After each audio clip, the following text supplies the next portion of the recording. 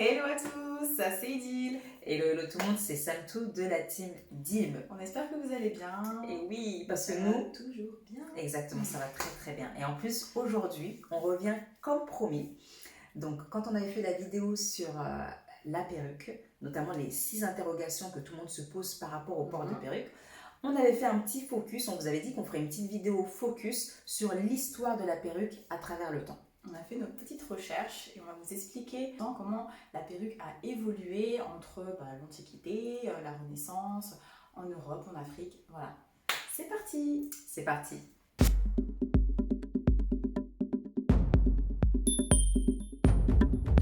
Le port de la perruque n'est pas récent. Il faut remonter à 5000 ans en fait en arrière et il faut remonter à l'Égypte antique. Et oui, les Égyptiens ont confectionné des perruques. C'est grâce à eux qu'on a découvert les perruques. Et il y en avait aussi dans différentes régions d'Afrique. Donc comment est-ce qu'on sait qu'ils portaient des perruques? C'est grâce aux fouilles en fait archéologiques. Donc les Égyptiens, quand ils mouraient, ils estimaient qu'ils devaient se présenter dans l'au-delà avec tous leurs biens matériels. Donc du coup, dans leur tombeau, c'était des petites maisonnettes et ils avaient tous leurs accessoires. Et il y avait des perruques. Donc c'est comme ça qu'on a su que les perruques étaient confectionnées par les Égyptiens. Aspect très important parce que du coup, la perruque est d'origine africaine finalement. Complètement. C'est important de le dire. Ah oui, ça c'est important de le souligner.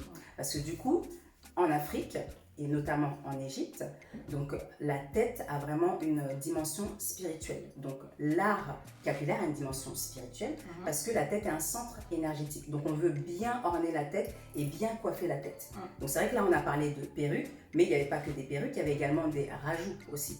Donc des rajouts et des tresses aussi avec les cheveux naturels. C'est tout ça qui cohabitait ensemble. Et du coup, qu'est-ce qu'ils utilisaient comme matière pour faire ces perruques et ces, Alors, qu'est-ce qu'ils utilisaient comme matière? Donc il y avait des cheveux humains, donc des cheveux naturels. Il y avait des fibres végétales, notamment du chanvre. Des fois, pour orner les perruques, ils mettaient aussi des plumes d'oiseaux. Et ils utilisaient aussi des poils d'animaux, parfois. Donc par exemple, les chevaux. Les poils de chevaux parce que ça ressemble en fait aux cheveux humains, plus de la cire d'abeille. Donc c'est tout ça en fait qu'ils utilisaient pour confectionner leurs perruques. Donc voilà. Et après, pour parler un peu donc des symboliques des perruques, dans quel cadre en fait est-ce qu'ils mettaient ces perruques-là? Donc déjà, dans le cadre religieux, les prêtres en fait avaient la tête rasée, donc c'est pour ça qu'ils mettaient des perruques. Il y avait également aussi donc la symbolique de la tête rasée, que ce soit pour les hommes ou pour les femmes. Donc quand on passait à une différente étape de sa vie, donc la tête était rasée. Et également aussi pour des questions d'hygiène, la tête était rasée, parce que les Égyptiens n'aimaient pas tout ce qui était des affections capillaires. Donc du coup, ils rasaient la tête et du coup, ils mettaient leur perruque. Comme ça, il n'y avait pas de risque d'avoir des poux. Ils étaient aussi protégés du soleil, parce qu'il faisait vachement chaud dans cette région. Complètement. De porter de avec porter la perruque quand même avec le soleil qui tape. C'est pas évident. Et c'est vrai que la perruque, en fait, avec la cire d'abeille, même si on se dit que c'est une perruque, c'est lourd, ça va être chaud. Mais en fait, avec la cire d'abeille, comment dire, la température est régulée au niveau du cuir chevelu. C'est vraiment ça. Donc maintenant, qui portait des perruques? Donc, comme vous l'avez bien compris, des hommes, également des femmes portaient des perruques. C'était vraiment les deux. Et les ornements des perruques, se différenciaient par rapport aux classes sociales. Donc voilà. Donc les milieux les plus aisés portaient des perruques beaucoup plus ornées, donc avec des pierreries, avec des fils d'or, fils d'argent, et beaucoup plus régulièrement. C'était les perruques de luxe, quoi. Voilà, les perruques high level. Comme là, pour nous, ce serait la full lace, vraiment high level. Voilà, c'est ça. C'est exactement ça. Et du coup, donc les personnes moins aisées portaient, elles, des perruques en fibres végétales. Voilà. Les cheveux humains, c'était plus pour les personnes qui avaient les moyens, et les fibres végétales pour les personnes qui avaient moins les moyens. Et du coup, les personnes qui avaient moins les moyens, elles, portaient les perruques plus occasionnellement que les autres. Tandis que les pharaons et autres, eux, ils les portaient du coup quasiment tous les jours. Ah oui, eux, quasiment tout le temps. C'était vraiment un ornement. On parle de perruques, mais c'était également aussi, on appelle ça également des parures de tête. Et bien sûr, après, on a vu que les Grecs et les Romains, eux aussi, ont porté des perruques. Ils se sont inspirés de l'Égypte antique. Petits copieurs. C'est ça. Et notamment une coiffure qui était très développée chez les Grecs, c'était la coiffure de Titus. et c'est une coiffure en fait qui imite un afro. C'est vraiment ça. Et c'est vraiment là qu'on voit que ils se sont inspirés en fait de l'Égypte antique. Et de la nature des cheveux qu'avaient les Égyptiens. Exactement, la nature des cheveux qu'avaient les Égyptiens, c'est vraiment ça. Le côté boucle et le côté un peu plus ouais. afro. Ben, là, hyper intéressant ce que tu dis parce que sachez que les perruques, elles n'étaient pas forcément lisses. C'était plus pour augmenter le volume des cheveux. Donc on essayait de se rapprocher de la texture d'origine. En fait. On ne changeait pas du tout au tout la texture d'origine. Alors du coup, tu as parlé de la Grèce antique et de la Rome antique. Et une zone où on ne pense pas trop, mais en Asie aussi, ils portaient pas des perruques, mais c'est plus des rajouts en fait. Parce que ce qui était à la mode, donc vraiment par exemple dans la Chine ancienne, c'était d'avoir les cheveux longs et les cheveux bien noirs. Donc ils rajoutaient du coup des mèches de cheveux pour pouvoir avoir cet effet-là de volume, de longueur. Pour revenir en Europe, à la chute de l'Empire romain, on remarque que le port de la perruque a complètement disparu. Ok. Ouais. Et why? Tell us why. Tout simplement parce que la chute de l'Empire romain, ça apparaît au niveau du 1er siècle après Jésus-Christ. Et qu'est-ce qui se passe à ce moment-là? Il y a le christianisme qui est créé et qui va s'étendre en fait dans toute l'Europe. Donc du coup, l'Église catholique condamne le port de la perruque, parce que c'est même considéré comme un péché à l'époque d'en porter. Du coup, plus personne n'en porte finalement. D'accord, donc c'est condamné parce que c'est des cheveux artificiels, parce que c'est du faux dans le sens pour eux où tu rallonges.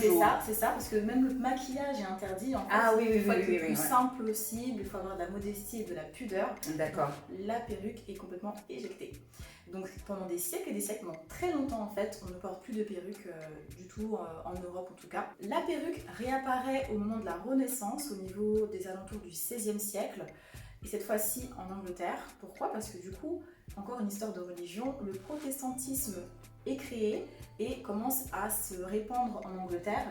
Et là, on voit des personnes comme par exemple Élisabeth la Première, qui est donc la reine d'Angleterre à l'époque, et qui porte une perruque. En effet, donc avec le protestantisme, ils sont plus souples en fait sur la question du physique. D'accord. Exactement, donc il y a moins de catholiques dans ce pays-là, plus de protestants. Et pour eux, le port de la perruque n'est pas un problème. Et là, c'est là qu'aussi, au-delà de ne pas être un problème, il devient aussi important d'être bien présentable, en fait, bien présenté, d'être jolie, de mettre des apparats, de bien s'habiller et se coiffer. En France, la perruque est réapparue et commence à être portée aussi par la noblesse, par exemple par Louis XIII, qui du coup portait parce qu'il n'avait pas assez de cheveux, parce qu'il y a de la calvitie. Donc les hommes de l'époque portaient aussi des perruques. C'est ce que j'allais voilà. À cette époque, du coup, donc les hommes aussi se sont réappropriés les perruques, quoi. Exactement. Et il y a plusieurs raisons à cela. Donc déjà, il y a une question de calvitie.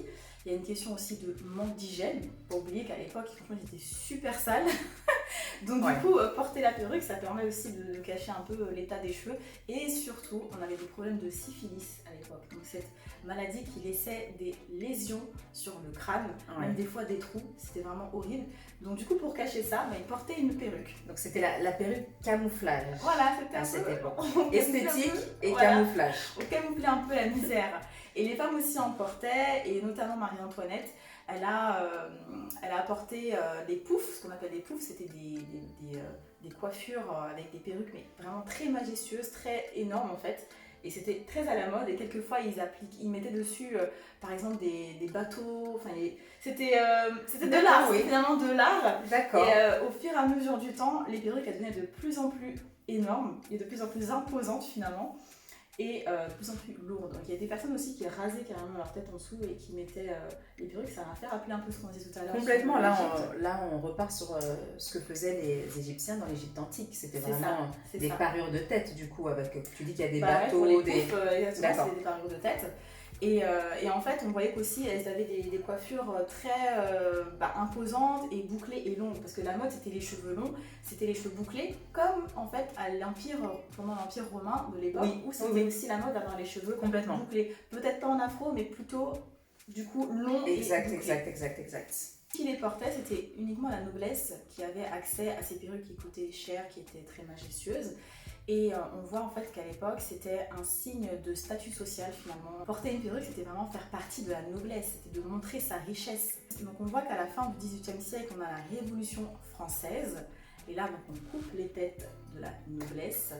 Donc le symbole de la noblesse, c'est la perruque. Donc là, les personnes nobles évitaient de porter ces perruques-là, évitaient de montrer leurs signes distinctifs. Et du coup, ça s'est petit à petit effacé en fait. Donc on ne portait plus de perruques.